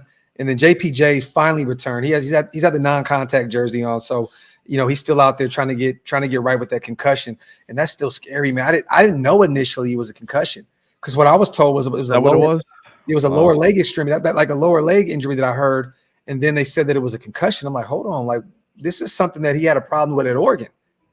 So I'm a little afraid for JPJ, and we love him over here. Like that's one of my favorite players in this draft. But I'm a little nervous about that, man, because these guys are different at the NFL level. You know this, Dante. You studied this game. This guy is going up against the likes of, you're playing against the Chris Jones of the world and all these big dogs. Like, they will take your head off. You know what I'm saying? So it's a little nerve-wracking. And then Colton, man, these injuries are starting to pile up. So the O-line is a little scary. Glaze, once again, has looked good, though. He's looked good. As we thought that he would from watching the film. Like, he's got a little things that he needs to clean up, but like I might as well just throw the young pup in there and just see what he can do. I think it's high risk, high reward for Glaze, I think. Have you kind of scoured the free agency market? Are you been looking to see who's available, or have you been kind of keeping tabs on that? Mostly just on the defensive side, like and especially the DBs, but I was having a conversation with somebody the other day about Stephon Gilmore, and somebody was like, he's washed. I'm like, if you watched him play last year, I don't know if I would say that dude's washed. Like, started 17 games, all of them, every single game. I mean, if there's a young guy out there that just has a ton of talent and he gives up a big play, you could just look at it like, oh, he's getting older. Yeah. But I wouldn't say like 90% of the game that the dude wasn't pretty locked down. I think he had like a 75 grade on PFF or something like that. Like, I mean, not everybody likes that, as we know, but just to have a baseline, like Stephon Gilmore doesn't suck. What's your take? Dory Jackson's still out there too. Dory, no, I think he's gonna be a Raider at some point. I do. The rumblings that I've heard is that the Giants are just waiting to pull a trigger on. So there's like another cap period in time where like guaranteed money goes through, and it's like the Tuesday before week 1 or something like that. And I think like the Giants are trying to get their money right before that happens. I didn't know Riley Reef is with the Bears. I didn't know because Wasted was talking about the other day, looking at potentially bringing in Riley Reef, the veteran. I mean, I know he's up there in age, 35 years old. He's been around for a while. But I didn't know that he was signed. He's signed with the Bears. Oh, he's been with them for shit. Yeah, let's see what offensive linemen are out there, free agents. Salute to Raider by nature, man. Minshew mania. Salute to my guy. Appreciate you, brother. Salute to S. Dot. So Dante and Graphk. Now I love this because S. Dot is an offensive line. He's a trenches guy. Did you analyze the run game? Is there a logical reason in your eyes why it was what it was? In my opinion, I didn't see any holes made for Zeus and Alex. Once again, we didn't really run the football a lot. Yes, Dante didn't watch the show. He didn't watch the game. I didn't watch it yet. So he hasn't got an opportunity to. So I know you get the all 22 and stuff like that, right? Yeah. So maybe we'll double back and talk about that at some point. But we didn't run the football a lot. As that, realistically, we didn't. I don't really know what else to say. I'm looking over here at the stats right now. We're talking about running the football. Zeus ran the football 4 times, 23 yards, average 5.8 a clip. Madison ran the ball 5 times at 15 yards, average 3 yards a carry. Dylan, we ran the football 17 times. That's it. With literally 1, 2, 3, 4, 5, 6, 7, almost 10 players running the football. So we didn't really crazy. Like, what else can you really go off of? They were trying to have these guys battle it out. They wanted to see what they could do in the passing game. That's clearly what they were doing. It's a competition. Let's see who can go out there and win a job. So, there's only so much you can go off of in this preseason, and we're missing a few starters on the O-line. That's why I keep telling you, I love you, S-Dot, but you got to calm down a little bit on the O-line, man. And Parham was out there the whole game, him and Mumford. They played from the first quarter all the way through the fourth. So, but once again, we didn't run the ball a lot. Yeah, man. Yeah, that's it. Yeah, there was not a lot of 17 times. Shit, there was times Josh Jacobs was averaging more than that in the game himself. Yep. You know what I'm saying? So, I mean, how many times is this ETN run a football game? At least I think when I looked last, he was running at least 18, 19 times a game. There you have it. But plus about 4 or 5 catches in the pass game. So he's getting about 25 touches a game. Yeah. So, I mean, there you have it. You know what I mean? So we haven't even attempted to even get in our bag in the ground game yet. This is just those guys throwing the quarterbacks out there and saying, throw the football. The only time we ran the football was when Carter Bradley was out there. Like, that was it. And Carter looked good yesterday in the fourth quarter. They finally allowed him to throw the football a little bit. I'm telling you, man, he's a dark horse. When I just watching him at the Senior Bowl, I even told him in my interview, I said, bro, I'm a quarterbacks guy. I'm just telling you, I think you're the best quarterback out there this week. In practice, he was fantastic. Yeah. And Gus Bradley's son, I didn't find that out until after the fact. I was like, yeah. He was like, I'm the son of a coach. You know, I'm here almost every single year, blah, blah, blah, blah, blah. And they come to find out it was Gus Bradley's coach. I was like, man, that's our old head coach right there. Okay, so you're the son of a coach. He's been training also with Bo Nix as well in the offseason. They stayed in, well, he went to school in South Alabama, but both of them stayed behind after the Senior Bowl, and they were down there, I think, for like 2 or 3 weeks, just working through stuff, getting their bodies right, and everything. So, you know, if you want a guy that's hardworking, that's going to be a silly guy in your locker room, that's, you know, going to bring the team together and all that stuff, he's definitely. He was 8 for 13 yesterday, Dante. 56 yards. He was. I can't wait to watch it, man. Yeah, and he even had a run. He ran the football for 6 yards. I mean, so, you know, I mean, he used his legs a little bit. So, I mean, hey, that's all you can ask for is a UDFA. And I think he may be that third guy. I think he may. I think they may put him on a practice squad and hold on to him and see if he can develop. I mean, the measurables are there. You know what I'm saying? Like he's a big guy. Yeah. He's 6'3", almost 6'4". Yeah, he's like 6'4". Yeah, he's a big dude. So that may be a guy that they develop. Nathan Peterman did get an opportunity to play. And that was kind of shocking to me because he knows Luke Getsy's system. He played there the last 2 years with Chicago. I was assuming that he would go out there and kind of just relieve these guys and just he's not going to make this roster. I don't think he's well. The thing about bringing people in, some people think that they're just going to go out there and just play right away. But Nathan Peterman could get let go here in the next 2 weeks, and you guys be like, then why the hell we bring him in? I want to tell you guys a secret, and I learned this in scout school. Please do, because I know what you're gonna say, and I want to hear this. Please do. So a lot of guys that get brought in to different teams, especially quarterbacks, and then they get released like right away, especially in this point in time. What I learned is that like a guy like Nathan Peterman that knows Luke Getsy's system strictly gets brought in, and he's going to get paid at a premium. You have to look at him as a what do you call those type of jobs that you get as a like a temp job? Not a temp job, but you're going in there as like a resource. What is that called? Anyways, you know what I'm talking about. Like the person that gets brought in to help you like with a project, and they're like a subject matter expert. Mm-hmm. That's basically what Nathan Peterman is. He's probably coming there to be like, look, guys, Luke Getsy's system. I'm gonna tell you how we ran it. I'm gonna tell you how Justin Fields ran it. A consultant. There you go. Thank you. Salute the squid and elite. Appreciate you. So he's going to get paid a premium to come in as a consultant, and then he's going to get out of there and then move on. Maybe they'll keep him on the practice squad. Maybe they'll keep him on the team. He'll never see any reps, but he's there to strictly be like, this is how it's run. Hey, Carter, you got any questions about this? How do I read the alert and cover 2 off of this set? All right, this is how you do that. He's not coming in there to be an arm talent. Yeah, at all. He's there to be a confidence builder for the quarterback room. So think about it like that. I love it. A lot of people are like, oh my God, why'd you bring him in? He sucks. I remember the 4 interception game that Nathan Peterman had. but this is what happens though. You know, last year Josh McDaniels brings in Brian Hoyer, a guy that knows the system. He's supposed to be a clipboard guy. He's supposed to teach. Hey, Jimmy G, it's been a while since you ran this system. Let me refresh your memory. Aiden, you've never been in this system. This is a very technical system. Let me break it down to a T. He wasn't supposed to see the field. You know what I mean? So that was a Josh McDaniels ego thing, throwing one of his own guys out there because he felt like he knew the system. And let's see what he can do, knowing that, Hoyer, no disrespect to you, brother, but you are asparagus.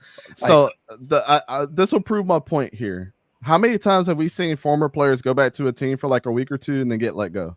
All the time. They're coming in as consultants. That's all. That's all they're doing. Yeah. So people are like, you didn't even give him a chance. He's not really there to do that. He's there to Go back to he's like kind of like a coach. He's going to be there and Luke Getsy's going to bring him to his office. Hey Nathan, what do you think we got here? Yeah, we're not bringing you here to play, but we're bringing you here to be a consultant. What do you think we got? I think Carter's here. I think AOC's here. I think Gardner's here. He needs to work on this a little bit. Maybe he might need to switch this play up to cater to him. All right, cool. Thank you for your services. Yeah. You know what I'm saying? I mean, and that's what it's supposed to be. Like we said before, year in and year out. That's why I'm going to ask you, does your fan base with the Jags, are they very emotional too? Because our fan base is most over the top. Like when Nathan Peterman came in, everybody was like, what the fuck are we doing? Yeah. Now, as a logical football fan, you think, oh, I know exactly what we're doing. You know what I mean? What we're bringing There's him a in. Connection there. First thing, just think of that. What's the connection with this whole thing? Don't necessarily think that he's going to come in there and take somebody's job. So, yeah. And now that your audience has been educated on that, they probably won't freak out. They'll probably be like, well, if you come to Graph's channel, we don't freak out about that stuff, but y'all do. We have our source now. Yo, salute to the chat. Real quick, before you go into your spiel, everybody, man, make sure you go follow our brother, man, East Coast Gridiron on YouTube. He puts out phenomenal content, you guys. Go support our brother Dante. He is one of us without knowing he's one of us, okay? So he's almost, I'm telling you, we're getting him. He's almost there. He's about to turn that corner. You know, it's silver and black. But support our guy, man. He does great film breakdown. He puts up a bunch of great content. East Coast. Hey, Hug, if you're in the chat, brother, please do me a favor. Share East Coast Gridiron's link in the chat if you can. And everybody leave, hit that subscribe button and pull back up. Man, we definitely want you guys to support one of our own. But go ahead, brother. Is our fan base as emotional? I think I would say no, but with the caveat saying that Trevor Lawrence makes us emotional.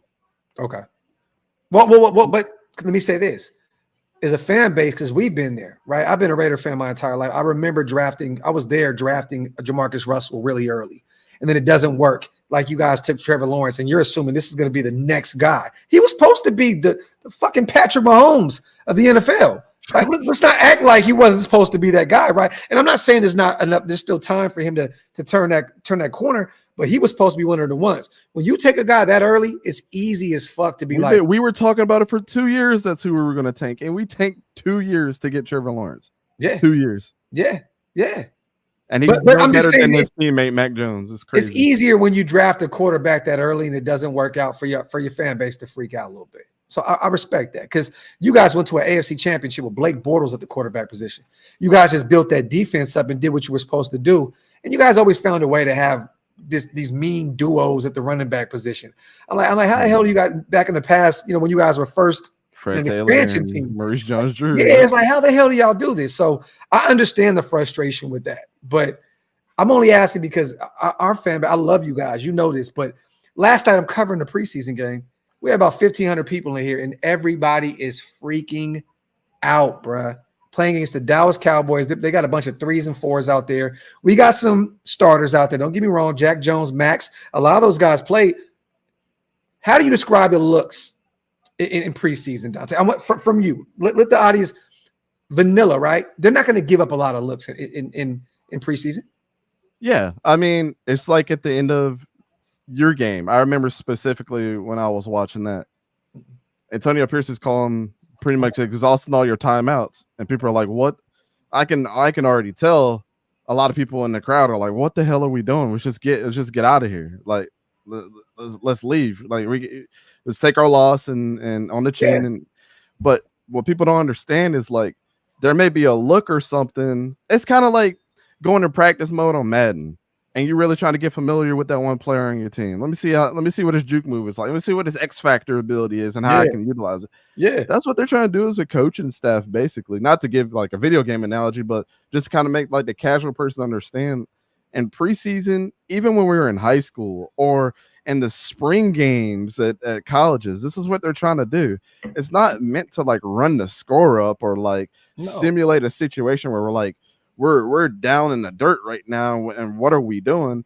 You're not going to see a bunch of field goals unless they see like a kicker is trying to see how much his leg is going to get them a 56 or 57 yard field goal. But the kickers that suck or the kickers that are good, like Justin Tucker, is not going to be out there exhausting his leg during the preseason game. You're going to just see him go for it because they know what they got. Or Chris Boswell with the Pittsburgh Steelers. So right now, you have to go in there and think about that each coach has a sheet, or at least we did when I coached too. Yeah. Whenever we're in an exhibition game, we have people that are highlighted. All right. This person, we want to see this out of them. This person, we want to see this. We want to see this because we'll know what to coach to before we get into the season. Now they're going to be in live action where people are hitting. Is this person going to do this in this quarter or against this matchup? Nope. Call timeout. Go out there and go do it again. Yeah. Sometimes you'll see the same play. If you guys will watch closely, you'll see the same play called twice in a row. And people are like, we just lined up. People were freaking out. Like, why do we keep doing that? They're trying to perfect that. It's not a win and loss column other than on ESPN. It's eval, bro. It's all eval. Yes, it sucks that you lost the game because you feel like your depth should have probably won you the game. But at the end of the day, if a team's beating you by 21 points in the preseason, you're going to that evaluation period like, let's exhaust our timeouts and see what we got. Now we have Max Crosby, we have Malcolm Koonce, we have our starting D line out there. Christian Wilkins, they played a ton, right? Yeah. Would you be? Let's just say you were a Raider fan. You put your Raider helmet on, or your Raider hat. You're like, okay, this is my team. Are you worried about this D line playing the whole first quarter and not getting a sack on the quarterback? Because this is supposed to be a top 5 D line. A lot of us expect this D line to be phenomenal. Once again, Patrick Graham is not giving really truly any looks. It's like, go out there and just work it out. Let's see what we got going and get out the field. Let's just leave healthy. But would you be frustrated as a Raider fan to watch Max, Christian Wilkins, Malcolm Koonce, and John Jenkins, those guys out there on that starting D line? And because we've been excited. We're like, this is it. This is the best D line we've had in forever. For them not to have one sack in the first 2 games, would you be frustrated? And what would be your explanation behind it? My explanation behind it, especially like a guy like Max Crosby or Malcolm Koonce or Christian Wilkins, those 3, or just any starter that is a bona fide guy in the season, they're coming out there with 1 sack. I'll be like, all right, cool, whatever. Yeah. Because you know why? Max and the rest of those guys are probably going to give you 2 or 3 of their best reps to get ready for game time in a preseason game, and they're not going to want to hurt themselves. They're just trying to get the feel back into the game. That's what these 3 preseason periods are for. But by the time the season starts, if you don't think Max or especially Christian Wilkins is not going to give you 150% of what they got in the gas tank every single game, if you see that going into the season, then you know something's wrong. But mentally, that's what's happening. I mean, I would do that. I mean, it's kind of hard for the quarterback to do that because he's got pressure in his face. He's going to have to make a pass. Yeah. But somebody like Max, where they are giving pressure instead of getting it, it's a lot easier to take it a little slow on those guys. Unless some guys just really pissing you off and you're like, all right, I got to shut this motherfucker up this week. Yeah. But Max, they don't have anything to prove. No. They don't. I mean, what's the coach going to say to them? I need you to go out there and do it a little harder. What you mean? I just had 22.5 sacks last season. Yeah. I'm an all-pro. What are you talking about? You know what I'm going to give you. Just let me take it easy, man. And this is facts. Salute the waste. Yeah, it's all about leaving healthy. That's the biggest W that you need is evaluation and leaving on a healthy note. I think that's what preseason is about. Eval and leaving healthy, man, is possible because you're looking at Jordan Addison. You're looking at these players all across the league. These guys are getting hurt left and right, man. And that's sad, bro. Like some of these guys, like Jordan Addison is going to be one of the better wide receivers in this league for many years. And you watch him, leg injury. He's out for the season, right? No, he'll be back. He'll be back. He just tweaked it. It came out to say he just tweaked it. Okay, because I remember initially they were freaking out. It looked crazy though. I didn't think. Yeah, but JJ's gone for the season. You know what I'm saying? Like you see this stuff and you're just like, damn. Bro, I hate this. I hated this. That one gutted me pretty bad the day I found that out because I'm like, yeah, jeez, man. You know, I know you're not a big fan of his game, but you're not a hater of JJ McCarthy. Not at all. Yeah. Not at all. I'd never want to see a dude get hurt. I mean, I went in the group chat. I said in our Discord, I said, anybody say anything negative about JJ McCarthy? Problems. I'm banning you on site. Yep. I mean, it's just it is what it is. He had a really good game, and if you can't recognize, regardless of what we evaluated, that dude had a good game, then y'all ain't real football watchers. I don't know what to tell you. Yeah. You should never wish nothing bad on these guys. I only evaluate and make fun of them, because it was a cool thing to do at the time. You know what I'm saying? Yeah. I can't change my opinion about that, but we're content creators. That's what we're supposed to do. Like, this is facts. Salute to Solomon, man. I 100% believe that all the wrinkles will get ironed out before week 1, and we will stomp the Chargers. Salute to my guy, Solomon Mitchell.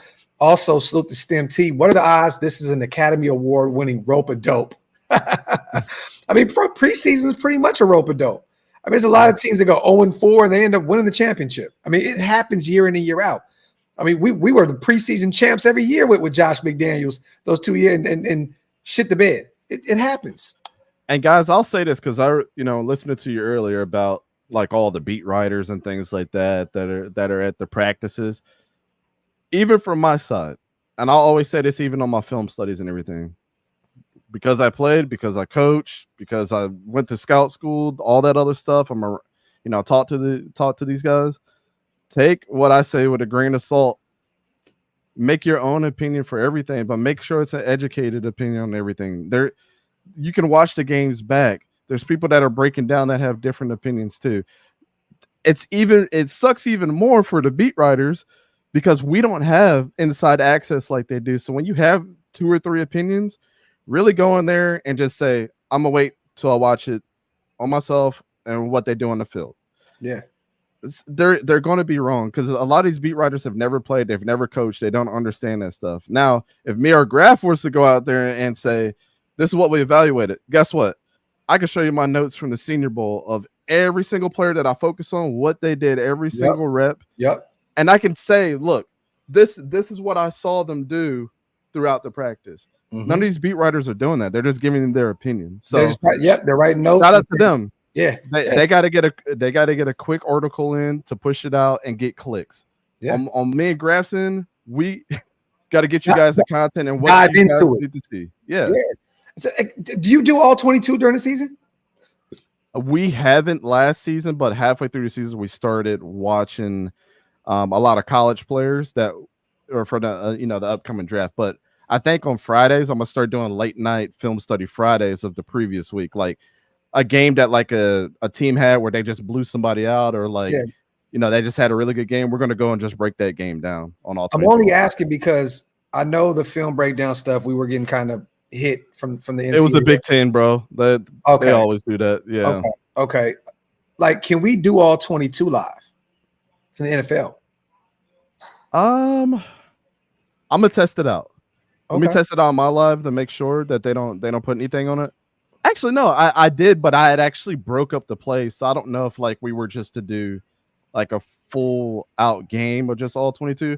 Let me run it 1 week before let me know, because either way, because Wasted said no, but I'm trying to think because I would love to break this game down because you haven't got a chance to watch it yet.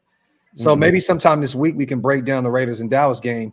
I see Sanjit already has a film of it. He's putting it up on social media, but he's not putting it on YouTube. So that's why I asked. I'm like, I don't know if they'll hit you for that. You know what I mean? But we got to get back to that, bro. I miss doing that shit. It was just the Big Ten, bro. I meant to tell you that, but that DJ Glaze thing, and they were up and down, and that what they only do, they have like their whole library on YouTube. So sometimes they slap it, sometimes they don't, but they're not going to take your channel down or nothing like that. They're just like, we're just going to block it and not have you get any of the revenue.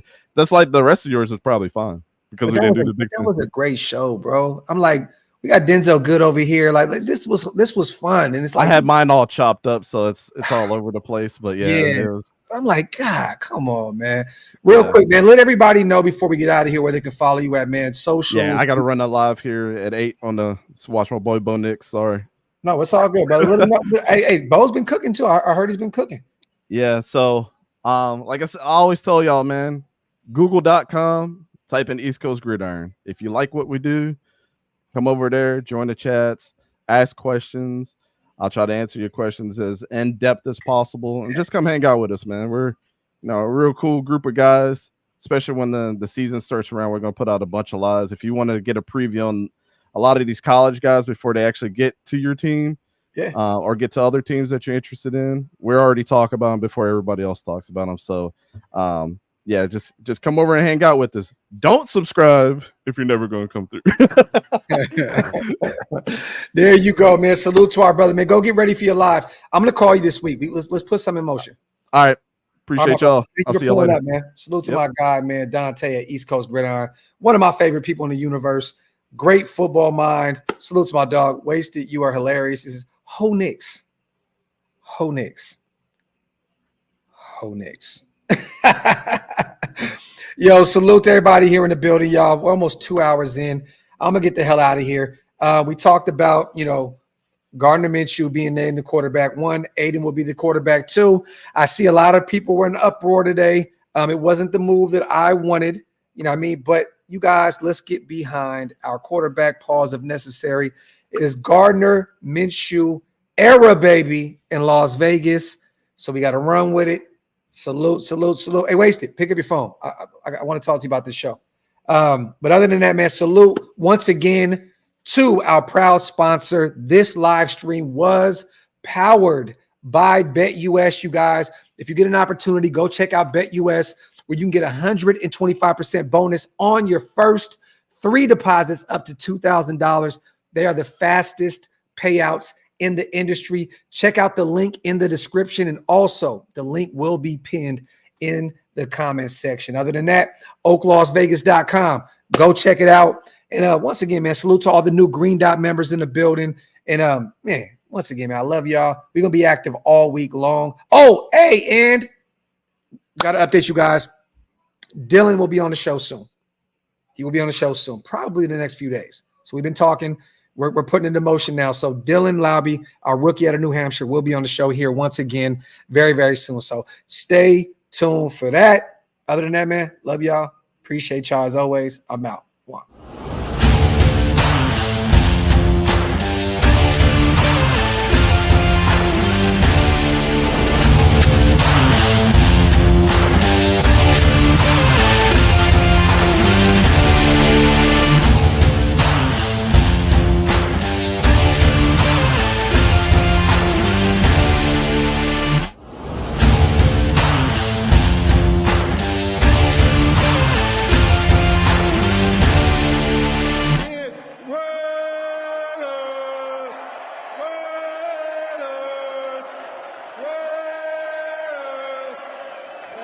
That's what I'm talking about.